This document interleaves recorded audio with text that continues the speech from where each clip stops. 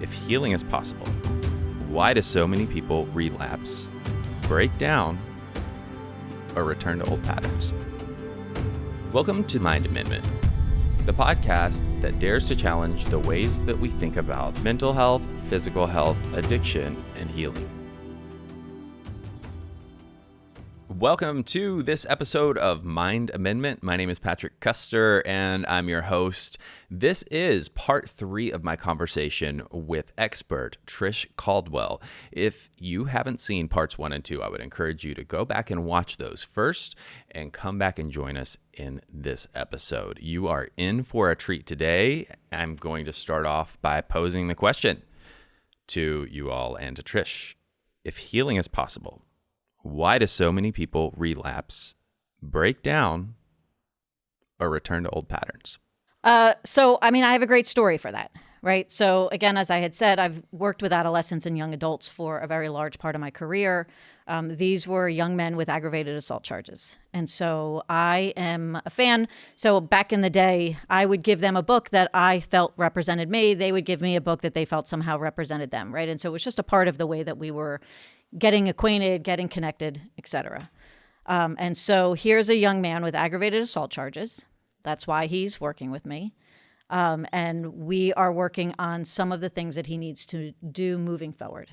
And so I say, all right, so tell me, if you are about to get into a fist fight, what are you going to do?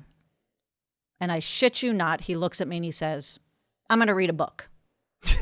And I'm like, what? You're going to read a book? And he was like, what? That's one of my coping skills. And I was like, hold up. So you're about to get into a fist fight with another kid. And you're going to, pause and say, hold on, let me read this book? And he was like, nah, I'm not going to do that. And I'm like, then that's not your skill. Like, that's the wrong thing, right? And you've waited too long. So that's what's happening, right? In the same way that I had said in the last episode, when you ask individuals, so what are your coping skills? They're saying things like reading, journaling, breathing, which are all amazing skills, but you are not going to take a deep breath. So in the same way that I had that conversation with this young adult or adolescent, I've had people that are like, I'm like, what is your skill to keep you off of using heroin? I'm going to breathe. I'm like, there is no shot in hell a good old fashioned breath is going to keep you from using heroin. So you have heroin in your hand and you're going to take a good breath? And they're like, no. And I'm like, then that's not your skill. So that's what I think is happening. And so for me, it becomes even more important because what I see is people feeling like the skills don't work for them. I've tried coping skills and they don't work. And I'm like, no shit, because breathing's not going to help me if I'm just really angry at my husband, let alone if I'm about to use heroin or get into a fist fight. Can I pose for the outside addiction, because it's a great anchor for this, but let's just go sidestep for a second and talk about the person, because this is a personal thing for me.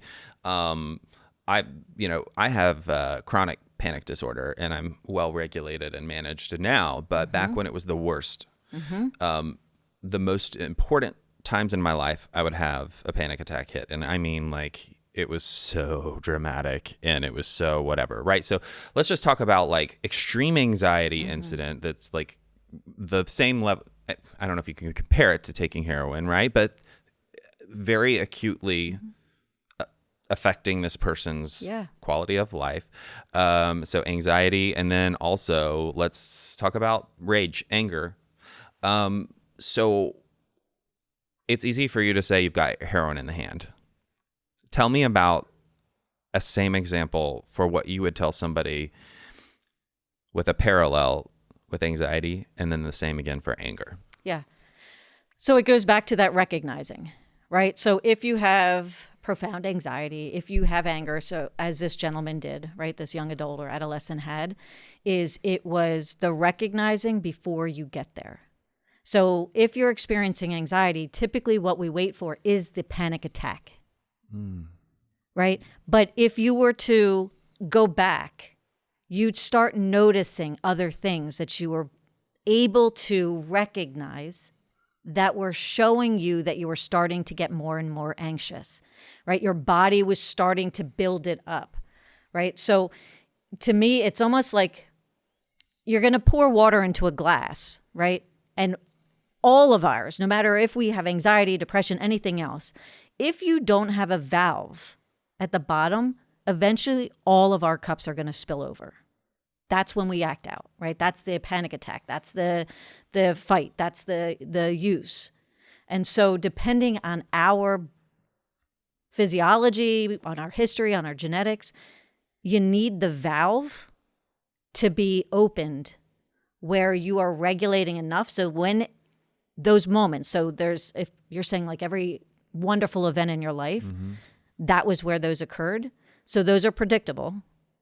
And so then you're able to open up that valve to start letting more things out so that your nervous system starts to go lower. So when those big events happen, it doesn't tip you over, right? So it would be one of those things that you'd be like, all right, if we know that these, because positive stress is still stress, right? Change is still change. And sometimes those can be more difficult because you have expectations, right? Which increase anxiety.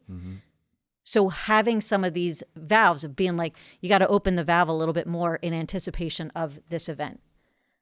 I have to open the valve a little bit more because I know I'm about to go to school and that's where I'm more triggered. That's where I'm more likely to get into fights, right? So you open the valve that I'm like, I need you to pay attention. For those that I've worked with that had high levels of anxiety, the breathing was, I was like, I need you to put it in your phone every 15 minutes.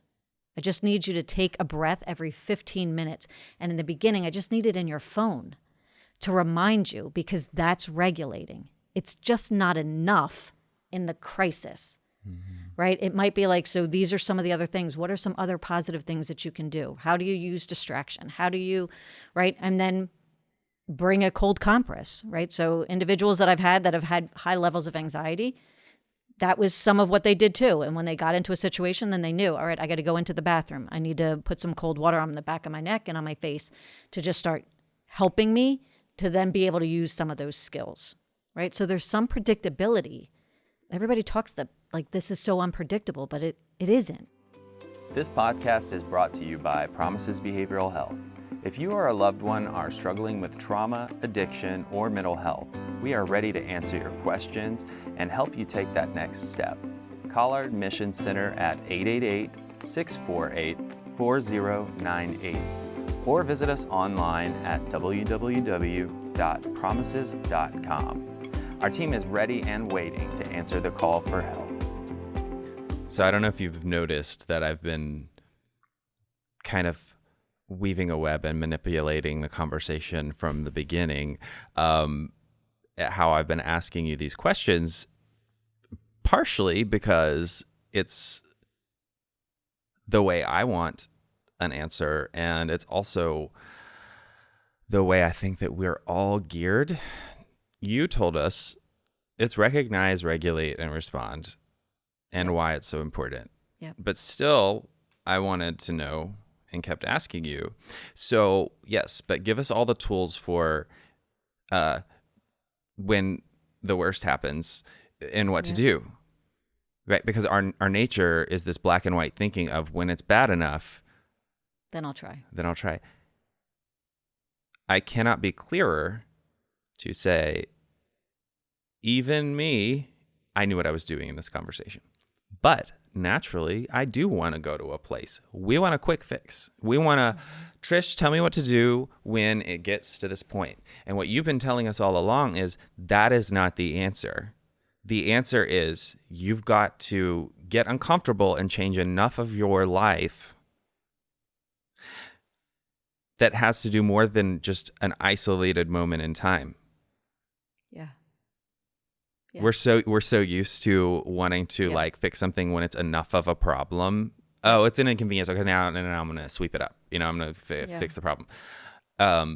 It feels like such an inconvenience. You're telling me I've got to like, when I'm busy, when I'm whatever, I've got to like analyze I need to like figure this out, and start thinking about this stuff and actually make it a priority when it doesn't necessarily feel like a priority. Like, I mean, that's what goes through my brain as you're saying all those things. And I'm going to say you don't even have to analyze all of it, right? Like I'm a fan of saying like, you don't have to analyze it to just recognize it, right? If you don't want to have to be tired down by like, why is this happening to me? That's where people get fatigued because they keep trying to figure out the why. And what I'm saying is you don't always need to know the why to know the when. If you want to know the why, then yeah, therapy is going to be fantastic. Eventually it's going to get there. Know where you are in that continuum of care, right? You shouldn't be trying to figure out all the whys in an inpatient. It's too soon.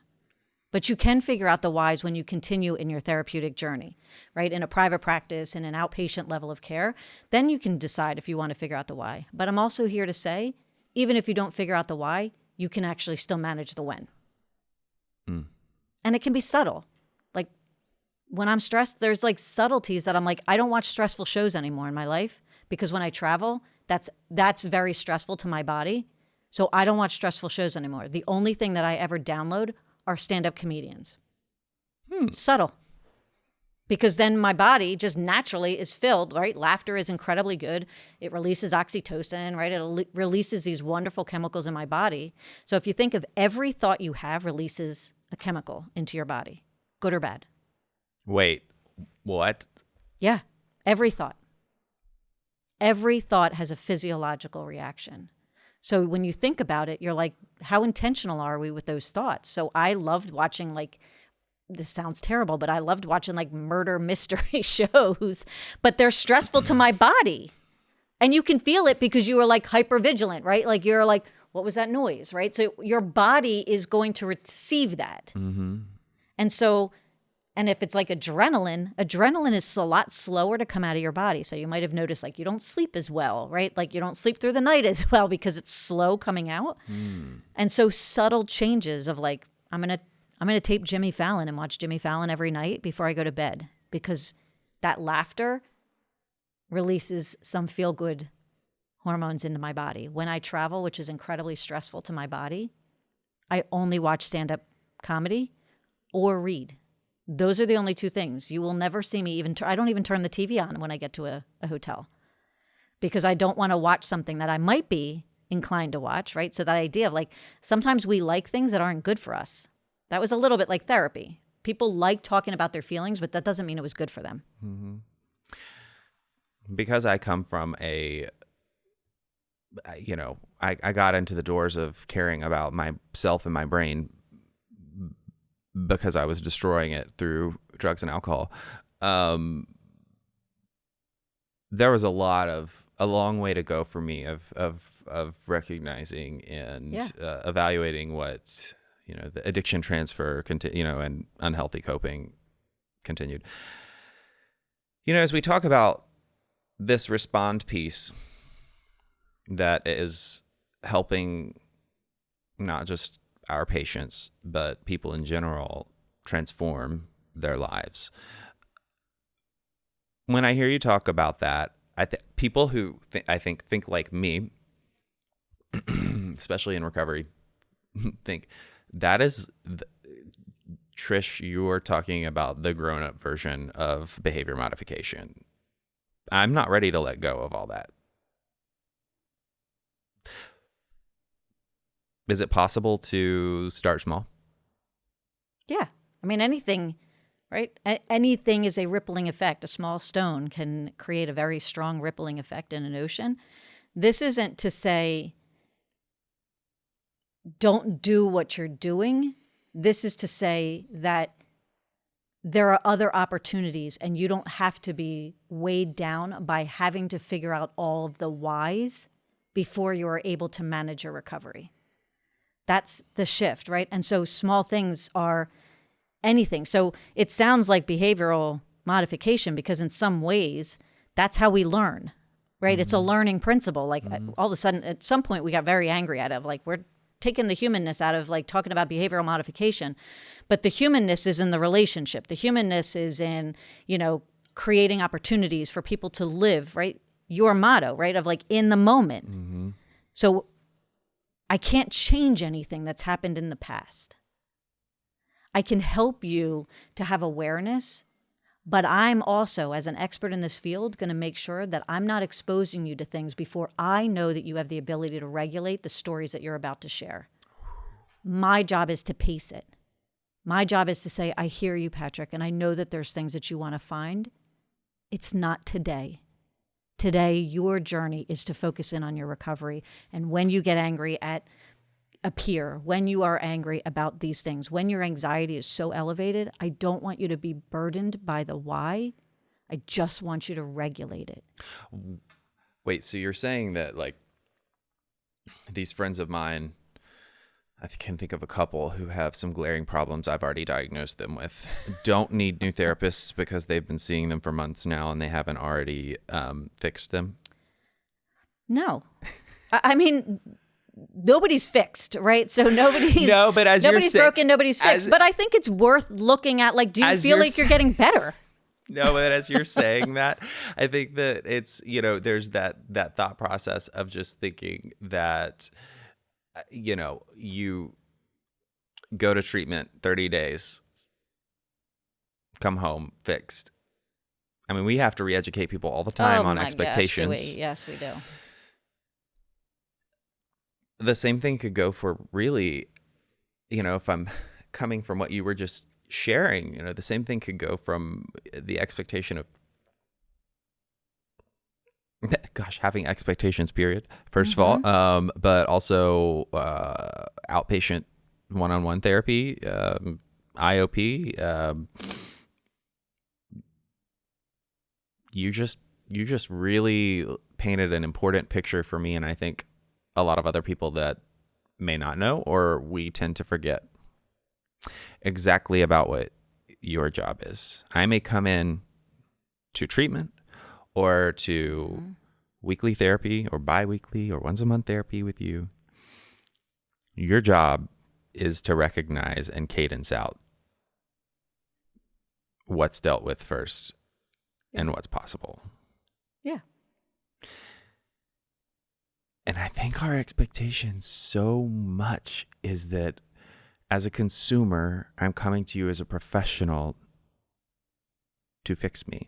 I'm buying a product, and the solution is, if we're not doing it today, can you tell me exactly, is it 4 sessions or is it? Yeah. Yeah. And you have to know what you want, right? So again, talk therapy, there's a lot of people that stay with a therapist for a very long time. And when you're saying so what are you learning, right? They're like, I'm not learning anything. I'm being heard. Mm-hmm.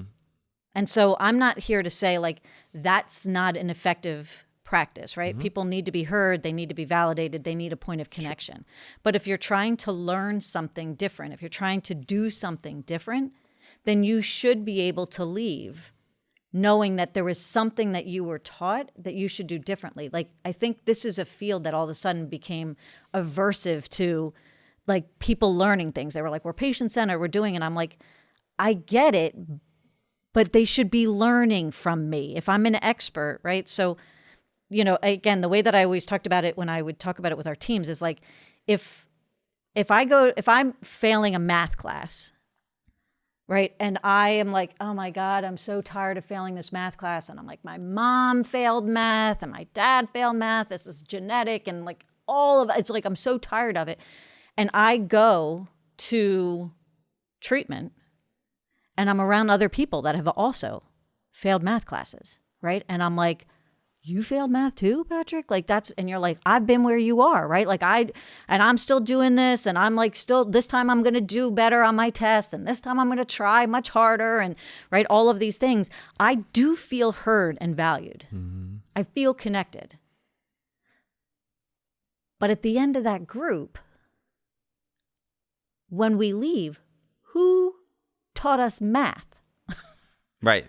Who taught me math? Because I'm saying I'm going to do better on math, but if nobody's teaching me anything, but this field has become very aversive of you're not supposed to teach the patients things. I'm like, these are skills. What I hear you saying is that what is happening in the moment you just described is taking a person from feeling isolated and distressed to more regulated and connected. Correct. Which is wonderful. And the essential starting point for somebody to be able to listen to and employ a skill or an insight. And that's one thing that I always look to personally for My therapist came from years. She did her, what is it called? I don't know. She did her whole like beginning rotation of therapy stuff after grad school at the ranch, and then she's one of Nashville's leading experts. She's amazing. Awesome. But she knows that what I want, or my goal, one of my goals when I go in is that I would like to always be able to come away with at least like an understanding, an insight that I didn't have. Yeah. Or a skill to help me handle whatever problem it is that comes up. Yeah. And many times it's multiples of those two things. But I know for myself that I'm past a place. There are very few times for me personally where just talking about something does the trick for me. It might in the moment, but I know following that, I don't want to be back in that same place and say, why? Yeah. Why am I here again? I don't like repeating a negative pattern. I did enough of that in my late teen years and early 20s, you know? Yeah. So I could not love this more. Every single part of this conversation has packed such a big punch, especially this one. I'm going to leave us here with the cliffhanger asking the question, but what does the future of healing look like? We're going to talk about that on part 4, so I hope that you join us. I'll close out by reminding each of you, this is your moment. This is your mind. What are you going to do with it? This podcast is brought to you by Promises Behavioral Health. If you or a loved one are struggling with trauma, addiction, or mental health, we are ready to answer your questions and help you take that next step. Call our admissions center at 888-648-4098 or visit us online at www.promises.com. Our team is ready and waiting to answer the call for help.